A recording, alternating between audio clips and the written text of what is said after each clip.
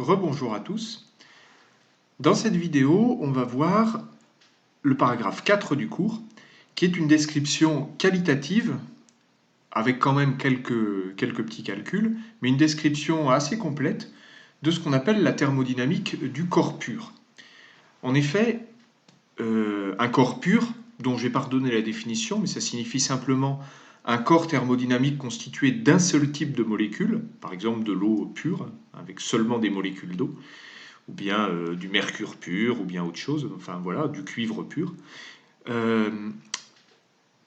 Et on va voir dans cette vidéo comment décrire les différentes phases et les changements d'état qui peuvent exister entre ces corps purs, puisqu'on aura besoin d'avoir des idées très claires là-dessus avant de faire des bilans d'énergie lorsqu'on a des changements d'état, ce qui interviendra en fait très souvent en thermodynamique. La première chose à savoir, c'est quelque chose qu'on a déjà vu en fait dans l'un des premiers chapitres de chimie, qui était le diagramme pression-température. Je vous rappelle ce qu'il y a à connaître là-dessus. Un corps pur peut exister sous plusieurs phases différentes. Une phase qu'on appelle solide, une phase liquide et une phase gaz. Pour pratiquement tous les corps purs usuels, eh bien, le diagramme pression-température se met sous cette forme. Ça va délimiter plusieurs zones. Une zone de stabilité du solide, qui est plutôt à basse température et basse pression. Une zone liquide intermédiaire, et une zone gazeuse qui va être à basse pression et haute température. Voilà, quand j'ai dit solide, basse pression, en fait c'est plutôt haute pression pour le solide, même si c'est plus difficile à définir. En tout cas, le gaz, c'est vraiment plutôt basse pression, basse température. Et il y a différentes courbes qu'on appellera des courbes d'équilibre, ou des courbes de changement d'état, qui vont délimiter les zones de stabilité de ces différentes phases. Par exemple, si dans un corps pur, vous êtes sûr qu'il y a le gaz et le liquide qui sont en équilibre thermodynamique, vous êtes sûr que vous êtes à un endroit sur cette courbe. Si vous connaissez la pression ou la température, eh bien vous êtes quelque part sur cette courbe-là. Alors les deux points, le point triple et le point critique, je les avais déjà définis dans la vidéo, dans le cours précédent de chimie, donc je ne vais pas y revenir. Le point triple, c'est le point pour lequel on a une coexistence du solide, liquide et du gaz, et le point critique, le point au-delà duquel il n'existe plus de transition de phase liquide-gaz, ou il n'existe plus d'équilibre possible entre deux phases. Il y a une seule phase qu'on reverra plus tard.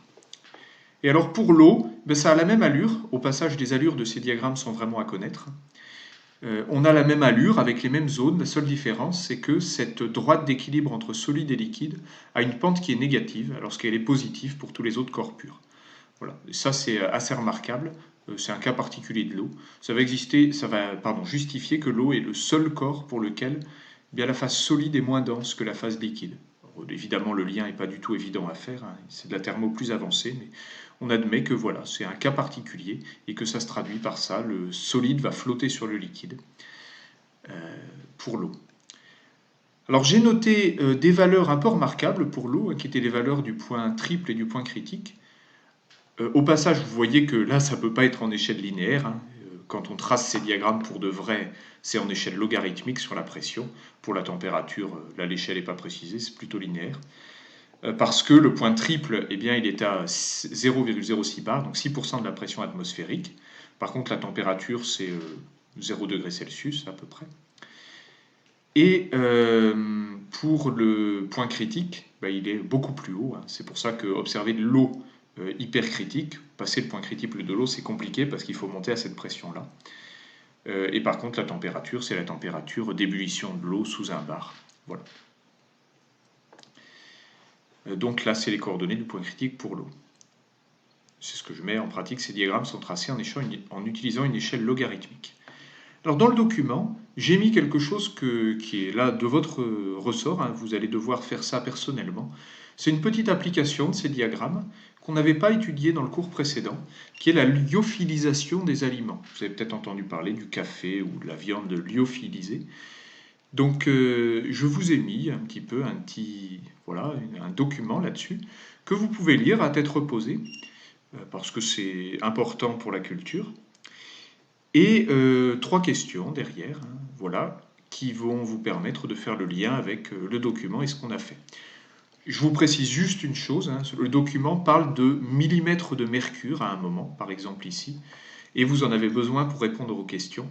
Donc vous avez évidemment le droit de chercher sur Internet et de noter ce que signifie l'unité millimètre de mercure, qui est encore en fait pas mal utilisée en thermodynamique ou en chimie.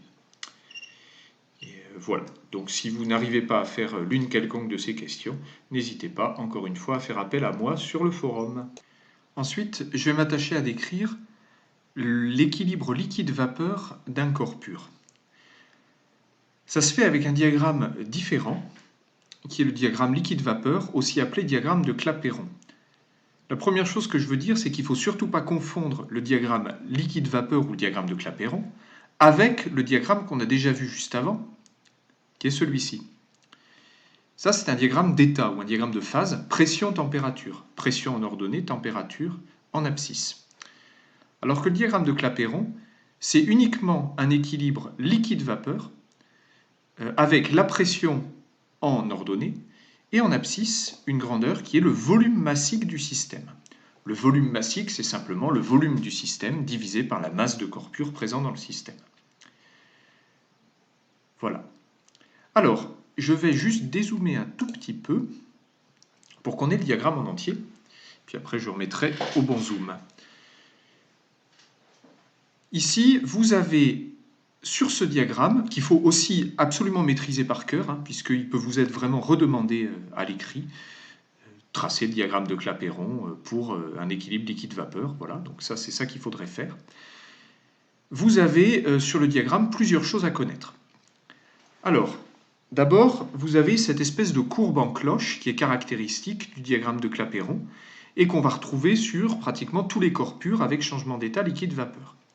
Cette courbe-là, je ne l'ai pas mis, mais elle s'appelle la courbe de saturation.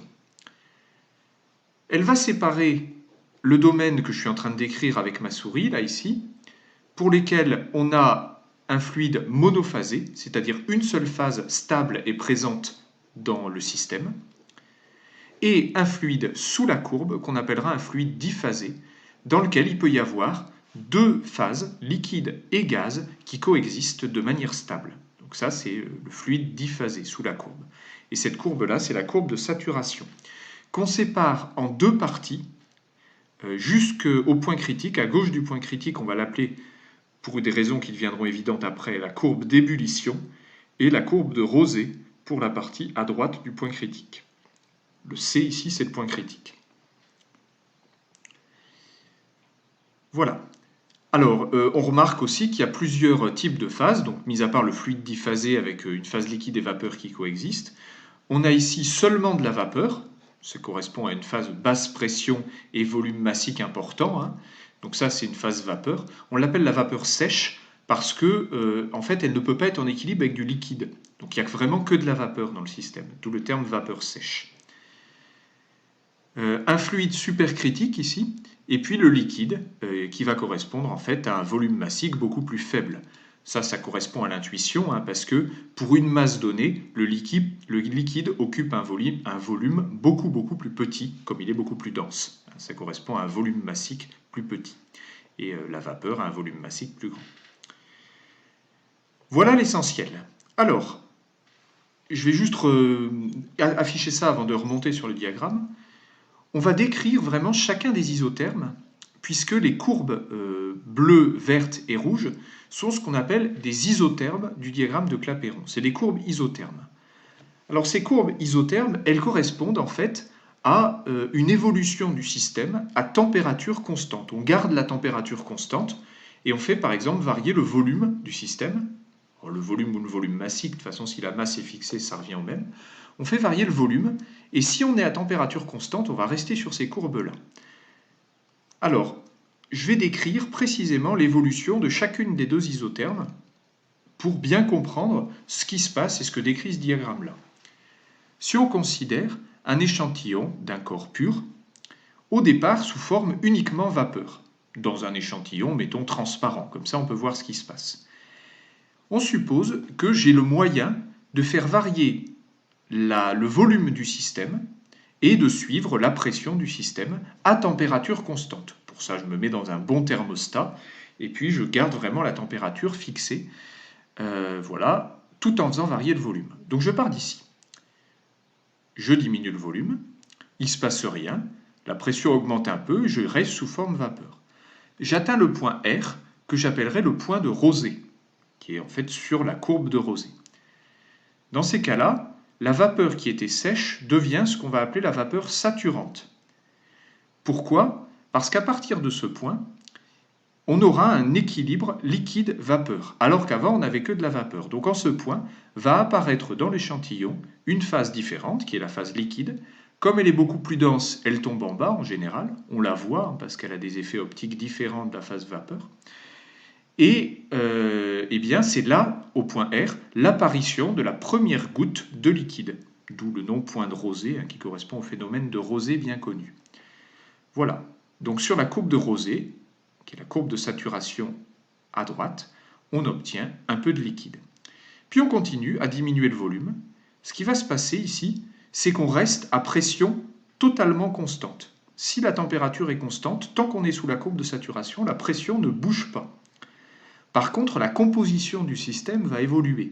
Le système va se liquéfier de plus en plus jusqu'à arriver en ce point qu'on appelle le point d'ébullition, le point E. Et ça va correspondre à un système qui va être saturant, mais monophasé, entièrement liquide. Voilà. Donc au départ, on avait la première goutte de liquide, puis le système se liquéfie de plus en plus, il reste de moins en moins de vapeur, et enfin, on arrive à un système entièrement liquide. Et alors si on essaie de continuer à diminuer le volume du système liquide, eh bien là, on voit que la pression se met à exploser. Alors pourquoi? Eh bien ça correspond au fait que les liquides sont en général très très peu compressibles, comme on l'a vu dans la vidéo précédente. Et comme ils sont peu compressibles, si vous essayez de diminuer leur volume, ça va se traduire par une explosion de la pression dans le milieu. Voilà, donc en fait, toutes les courbes qui partent d'ici sont pratiquement verticales. Là, j'ai fait quelque chose pour qu'on puisse y voir, mais c'est vraiment, en fait, c'est vertical. Ou très très peu incliné à cause de la très faible compressibilité du liquide. Voilà, alors pourquoi on appelle ça le point d'ébullition? En fait, si on le parcourt dans ce sens-là, ça n'a pas trop de sens, mais si on le parcourt dans l'autre sens, c'est beaucoup plus clair. On part d'un système entièrement liquide, on arrive à la courbe d'ébullition avec un liquide saturant, et ensuite, eh bien, quand on passe là, on a l'apparition de la première bulle de vapeur au point E, puisque le système devient diphasé. Donc cette première bulle de vapeur, elle remonte en haut, et puis ensuite, on a l'ébullition du liquide, c'est-à-dire que le liquide passe sous forme gazeuse de plus en plus. Et là, ici, voilà, on a un système entièrement gazeux. Donc voilà l'expérience, ce qu'on appelle un isotherme sous-critique, ou une courbe isotherme sous-critique plus précisément. Et on a vraiment un changement d'état perceptible avec ce qu'on va appeler un palier de saturation à pression constante. Si maintenant j'augmente la température, je peux passer à une température qui est la température critique. Et là, la description de ce que je viens de dire avant va conduire à l'isotherme critique. Alors l'isotherme critique, elle est remarquable parce qu'elle ne va pas couper la courbe de changement d'état, ou plutôt elle va être tangente au point critique. Alors comme on ne coupe pas la courbe de changement d'état, le système va rester monophasé tout du long. Autrement dit, on part de la vapeur, on comprime, cette vapeur devient de plus en plus dense, et puis à la fin, on a un système très peu compressible, qu'on peut assimiler finalement à un liquide, mais comme on n'a jamais vu de transition de phase, on ne sait pas exactement ce qu'était la vapeur ou ce qu'était le liquide. À aucun moment on a eu une transition nette. Donc c'est resté un fluide tout du long. Donc à partir de ce point, on parlera de fluide hypercritique. Ce que l'isotherme critique a de remarquable, c'est que c'est tangent horizontalement au point critique ici. Et une courbe isotherme supercritique, c'est ce que je viens de dire, mais on passe à aucun moment par la courbe de saturation. Et on passe continuellement d'une phase fluide moins dense à une phase fluide plus dense si on va dans ce sens-là, ou l'inverse si on va dans l'autre sens. Donc la phase, on l'appelle fluide supercritique. On dit aussi hypercritique. Voilà, je vais repasser en zoom plus important. Vous retrouverez ici le texte de ce que je viens de dire, mais je pense que les explications sont assez éclairantes. Il faut vraiment que vous appreniez bien ce diagramme et sa signification, parce qu'il va vous servir souvent. Alors maintenant, on va mettre un petit peu le curseur sur ce qui se passe sous la courbe de saturation. En effet, je vous l'ai dit, si on trace plusieurs isothermes, eh bien, on va toujours avoir ce qu'on appelle des paliers de saturation, c'est-à-dire des zones pour lesquelles, si la température est fixée, si on est sur une courbe isotherme, la pression aussi est fixée. Et ça va nous conduire à définir ces pressions-là, les pressions de paliers de saturation. C'est ce qu'on va appeler la pression de vapeur saturante. Alors pourquoi pression de vapeur saturante? Tout simplement parce qu'au moment où on arrive là, on a seulement de la vapeur, mais quand on commence à liquéfier le système, eh bien, la pression reste fixée. Donc la vapeur, elle est à la même température, à la même pression qu'ici. C'est donc la vapeur saturante. Voilà. Et la pression du milieu, c'est en particulier la pression de la vapeur. Donc on l'appelle la pression de vapeur saturante. On voit qu'évidemment, ce n'est pas la même à T1, T2, T3, parce que ce n'est pas la même courbe isotherme, donc on n'est pas situé au même palier, donc ce n'est pas la même pression. Voilà. Et pour donner un exemple concret, on peut dire que la pression de vapeur saturante de l'eau à 100 degrés Celsius, c'est 1 bar. Alors pourquoi? Parce que tout simplement, l'eau bout à 100 degrés Celsius sous 1 bar.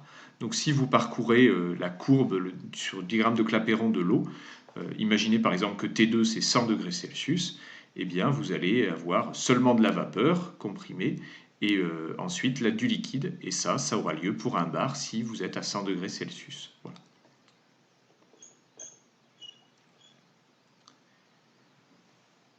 Enfin, on peut interpréter un peu plus quantitativement ce qui se passe sous la courbe de saturation.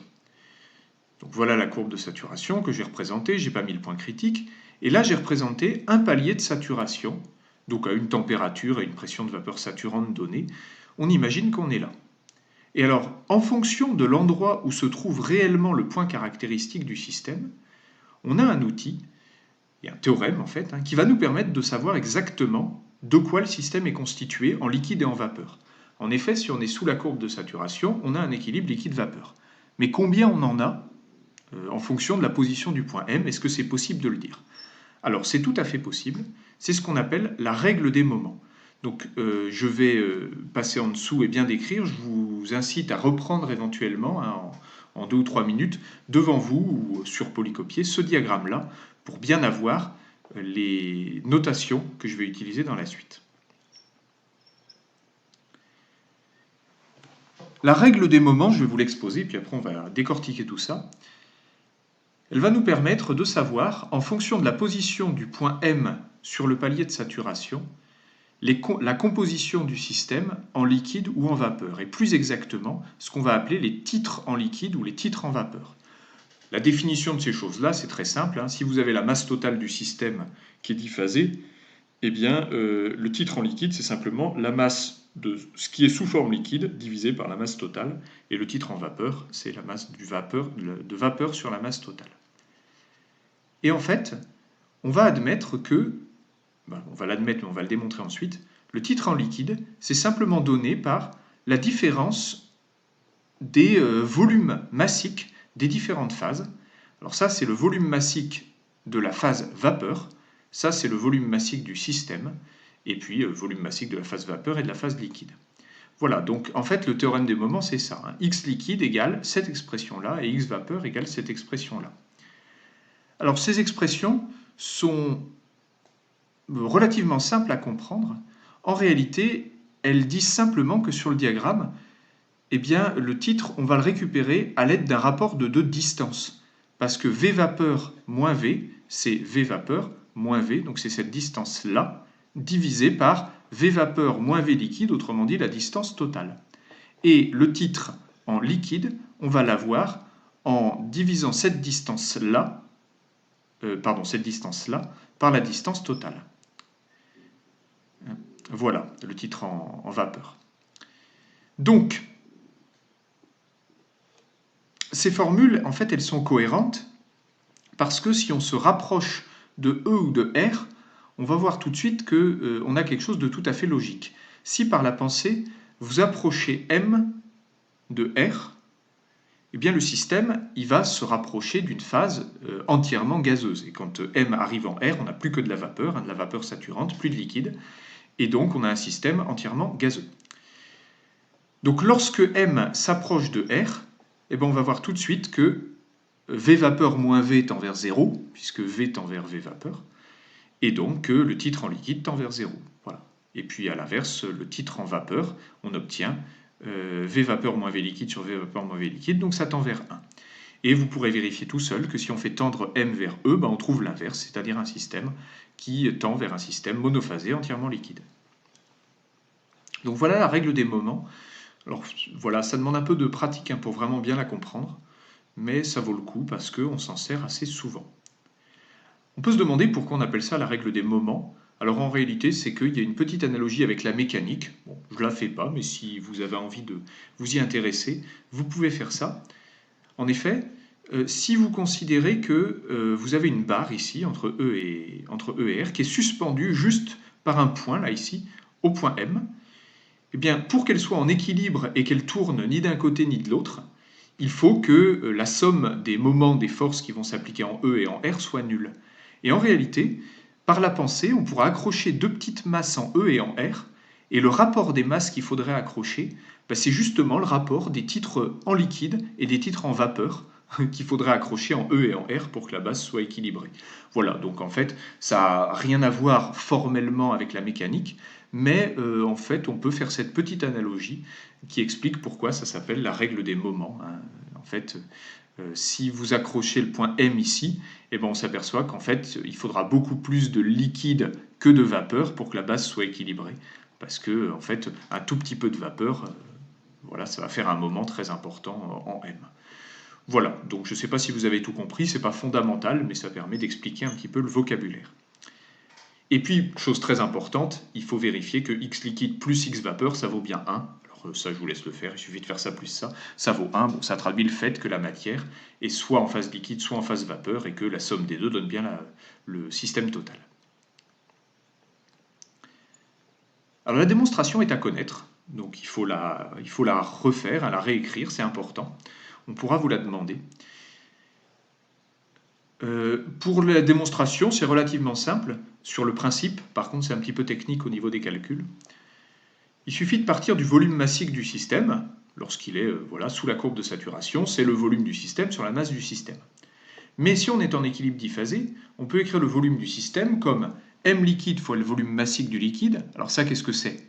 C'est la masse de liquide fois le volume massique du liquide. C'est tout simplement le volume du liquide. Et ça, c'est le volume de la phase gazeuse, le volume de la vapeur. Et pourquoi on a le droit d'écrire ça ? Simplement parce que le volume est une grandeur extensive, donc on ne fait rien d'autre que dire que le volume du système, c'est le volume de liquide plus volume de vapeur. Alors si on réécrit tout ça, on a le volume massique qui s'écrit le volume total divisé par M.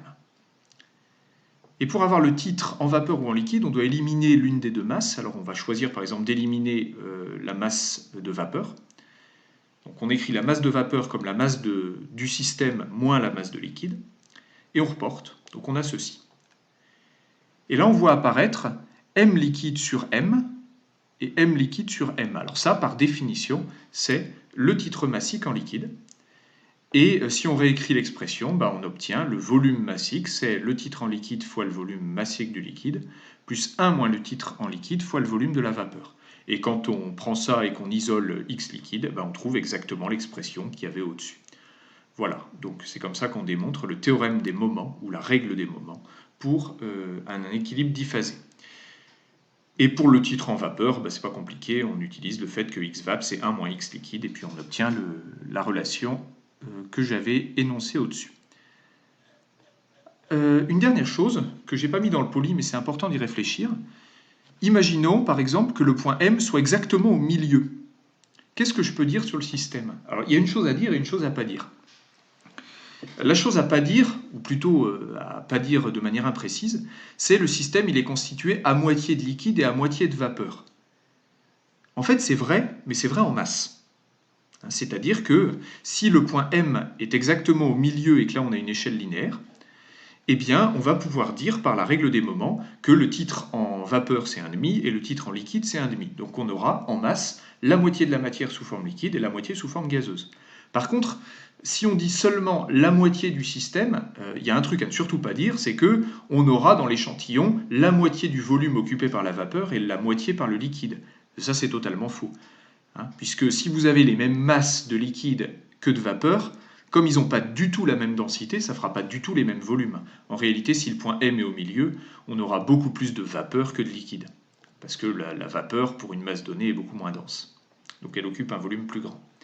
Voilà, mais la règle des moments dit bien ça, hein. On décrit le titre massique, autrement dit la proportion en masse de corps pur. Et pour terminer, on va passer au dernier paragraphe, voilà, qui n'est pas explicitement du cours, mais un petit peu plus de la culture. Une culture sur comment on stocke des fluides de façon générale. Parce que le stockage des fluides, ça n'a l'air de rien, mais ça fait intervenir des problématiques de sécurité assez importantes. Alors avec ce qu'on a vu au-dessus, on peut commencer à interpréter les choses. Parce que, en général, quand on stocke un fluide, on stocke dans un récipient fermé hermétiquement. Autrement dit, le volume occupé par le système est constant. Alors on peut se poser la question du mode de stockage. Un stockage sous forme liquide exclusivement, c'est pas mal parce que le liquide est en général très dense. Donc ça permet de stocker une grande quantité de matière dans un volume assez restreint. Le problème, c'est que les corps purs, assez souvent, ils sont liquides à basse température. Donc si on n'a pas un corps naturellement liquide à température ambiante, il faut diminuer la température. Diminuer la température, ça coûte de l'énergie, puis c'est pas simple de maintenir une température basse tout le temps. Et puis en plus, dès qu'il y a un problème sur le maintien du froid, il y a un risque d'ébullition du corps. Alors l'ébullition du corps, ça va se traduire par une augmentation très nette de la pression, puisqu'on est à volume fixé, et donc un risque d'explosion du contenant. Donc voilà pourquoi le stockage sous forme liquide uniquement, s'il y a un risque d'ébullition, c'est vraiment pas avisé. Pensez à une bouteille d'eau, par exemple, on stocke l'eau essentiellement sous forme liquide dans les bouteilles parce qu'on suppose qu'il n'y a pas de risque d'explosion. Mais voilà, s'il y avait un risque que la température du milieu passe au-dessus de 100 degrés Celsius, ça poserait un très gros problème d'explosion. Alors, si on veut maintenant stocker le fluide sous forme gazeuse, ça peut être une bonne idée aussi, mais il faut le stocker sous pression très élevée, parce que comme un gaz en général c'est beaucoup moins dense, il faut une pression très élevée. Voilà. Et donc ça coûte de l'argent en général, parce que pour obtenir une pression élevée, il faut utiliser des machines. Et ça peut impliquer un risque d'explosion violente, parce que dès qu'il y a la moindre rupture mécanique sur l'enceinte, vous avez une discontinuité de pression très importante entre l'extérieur et l'intérieur, ça peut conduire à une explosion. Et en fait, dans de nombreux cas, notamment les bouteilles de gaz, une solution intermédiaire est adoptée. Ce qu'on va faire, c'est qu'on va stocker le fluide en équilibre diphasé. Et en général, à une pression plus élevée que la pression atmosphérique. Alors le gros avantage de ça, c'est que quand vous ouvrez la bouteille, par exemple que vous allumez le gaz, ça fait un peu baisser la pression parce que le gaz s'évacue par le haut de la bouteille. Et en général, la phase gazeuse, elle est moins dense, donc elle est en haut. Ça fait baisser la pression, et quand la pression baisse, ça conduit en fait à une ébullition du liquide en bas. Et donc ça maintient la pression de départ jusqu'à l'évaporation complète, et dans ces cas-là, la bouteille est quasiment vide. Donc c'est assez astucieux de stocker un fluide en équilibre diphasé. Alors ça pose quand même un problème de sécurité, parce que si jamais on a stocké en équilibre diphasé, le risque c'est que le système passe entièrement à l'état liquide. Parce que là, la moindre augmentation de température fera en fait augmenter la pression de manière très très importante. C'est le cas de la bouteille d'eau de tout à l'heure.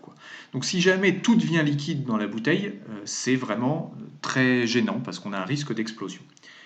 Alors ce qu'on va faire, c'est qu'il suffit d'être assez astucieux sur la manière dont on calibre la composition du système, et en particulier le volume massique, parce que quand vous avez une bouteille, le volume massique du milieu, il est fixé. En effet, vous avez le volume massique du système qui peut être avant ou après le volume critique. Et ça va correspondre à des évolutions très différentes. Si vous prenez le volume massique du système au-dessus du volume critique, donc vous avez bien un équilibre diphasé mais peu dense, alors une augmentation de température à volume constant, parce qu'en général la bouteille on ne l'ouvre pas, les risques d'explosion se passent à volume constant, une augmentation de température du milieu va en fait faire évoluer comme ça, parce que le volume reste fixé, donc on reste à volume massique constant. Donc on traverse les isothermes en température croissante, et si on est au-dessus du volume critique, à la température finale, entre guillemets, on obtient une pression qui est celle-ci, on peut la lire ici. Alors que si on stocke avec une phase dense, avec un volume inférieur au volume critique, Ce qui va se passer, c'est qu'on peut très bien traverser la courbe de saturation dans un domaine qui est celui du liquide. Si on traverse dans la zone du liquide, alors là, ça devient très gênant. Parce que, même si mon dessin n'est pas très réaliste, les courbes deviennent extrêmement verticales et donc on va la traverser des isothermes avec une pression qui va exploser. Voilà. Et là, on a un très grand risque d'explosion et donc de sécurité qu'on a beaucoup moins si on est en fait au-delà du point critique parce que les isothermes seront beaucoup moins serrés dans ce domaine-là. Voilà, donc ça vous montre un petit peu des exemples d'utilisation de ces courbes, et notamment du diagramme de Clapeyron, pour interpréter un petit peu l'évolution des fluides. Alors on ne va pas évidemment en rester là, hein. On va vraiment décrire ensuite avec des lois de thermodynamique l'évolution de ces systèmes, mais on a toujours besoin d'avoir dans un coin de la tête ces diagrammes-là et leur signification, en particulier les courbes isothermes, la courbe de saturation, et toujours ce qui est en abscisse et en ordonnée, pour interpréter ensuite tout ce qu'on va faire au niveau des calculs et tout ce qui se passe dans le système. C'est tout pour aujourd'hui, merci.